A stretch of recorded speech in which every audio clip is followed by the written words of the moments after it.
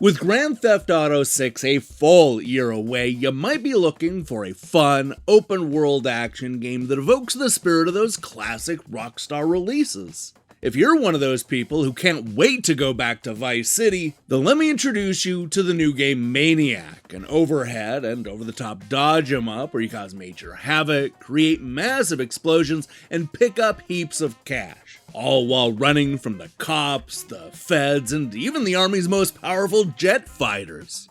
If you loved causing chaos in Grand Theft Auto, then this is the game for you. This is my review of Maniac by Transhuman Design.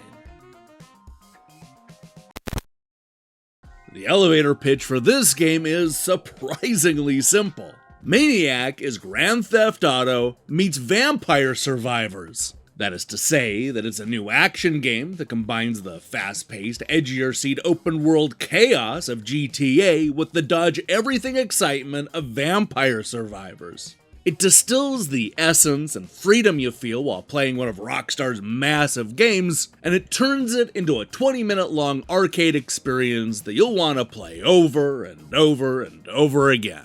Now, in case you aren't familiar with Vampire Survivors and the whole dodge 'em up genre, then here's what you need to know. Instead of controlling like a standard shooter where you aim your gun and fire at hordes of bad guys rushing at our hero, the trick with these games is they aren't directly aiming the gun. This isn't really a dual-stick shooter, no matter how much it looks like a dual-stick shooter. Maniac does make one important compromise to the concept insofar as that you're actually pulling the trigger, but it's the computer and a wide variety of guns that are in control of who you target and when you shoot. As a result, the action is based more on dodging than actually shooting. The central conceit here is that our rampaging character is stuck in a large and wonderfully detailed open-world sandbox. Viewed entirely from an overhead perspective, Maniac looks like an upgraded version of the original Grand Theft Auto from 1997. You can steal cars, drop bombs, blow up taxis, punch innocent bystanders, and pretty much shoot anything that moves downtown, in the suburbs, throughout the mountains, and even in the city's bustling parks and international districts. It's the kind of game where you can get into high-speed chases that end at the airport, or find yourself in a massive shootout at a military base. It may not be the size and scale of San Andreas or Liberty City, but it has all the locations that you could possibly want. The trick is that you only have 20 minutes to cause as much chaos as you can and pick up that sweet, sweet cash. Once time is over, our so-called hero will make a hasty escape as the city gets nuked into oblivion. Of course, surviving for 20 minutes is a lot easier said than done. No matter if you choose the drunk Santa, the little girl, the homicidal clown, or even a hot dog, each of the crazy characters will start out weak and easily killed. What you'll want to do is use that money that you collect in each mission to upgrade every aspect of the character, including buying more armor, strengthening your attack, speeding up the carjacking, overpowering the vehicles, improving the speed of your gun, adding special abilities, and just a whole lot more. Now, it's probably worth mentioning that the upgrades and money don't carry over to the different characters. In fact, when you start the game, all but one of the supposed heroes is locked away, demanding that you target certain types of cars and civilians. For example, you'll need to destroy a whole bunch of hot dog stands if you want to dress up like the hot dog man. You'll also earn the broker for going after the taxi cabs that line the streets, or unlock the astronaut if you target mafia types. This sounds simple enough, but you're gonna need to spend a lot of in-game money in order to even stand a chance chasing down some of these targets.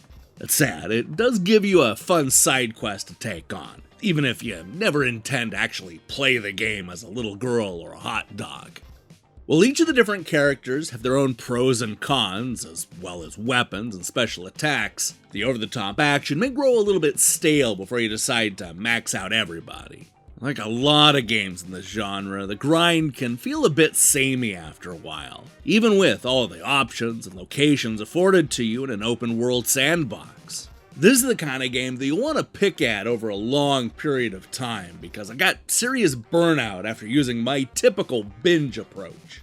While I'm not eager to spend the time to level up a whole new character right now, I know that I will be in a few days or maybe a couple of weeks. And you know what? That's when I'm going to remember that I have a whole new character to play around with, leading me to get hooked all over again.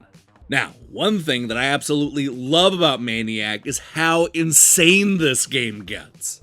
The game does this thing where it suggests that you can only upgrade your weapon and abilities a handful of times. But then you'll notice that you can just keep upgrading to a ludicrous level, assuming that you have enough money.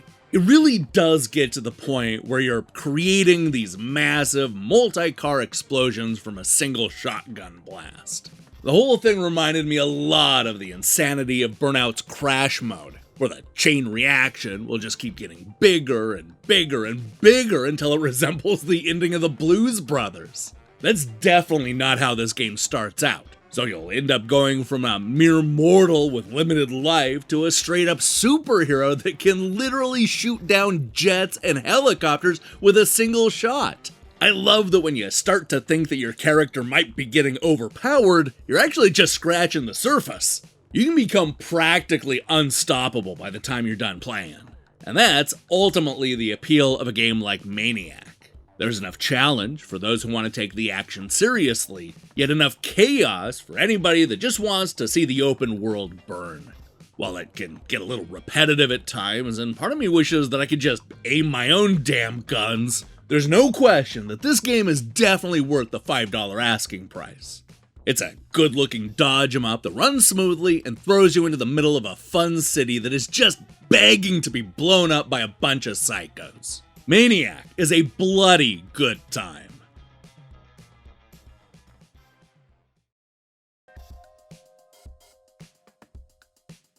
Maniac takes everything great about Grand Theft Auto and mixes it with the fast-paced action found in Vampire Survivors to create one of the most outrageous games of the year.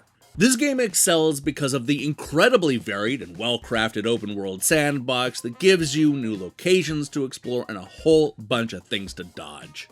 You'll quickly transform into a superhero as you buy upgrades and replay the 20-minute-long missions over and over and over again, leading to some of the most explosive action this side of a Michael Bay movie.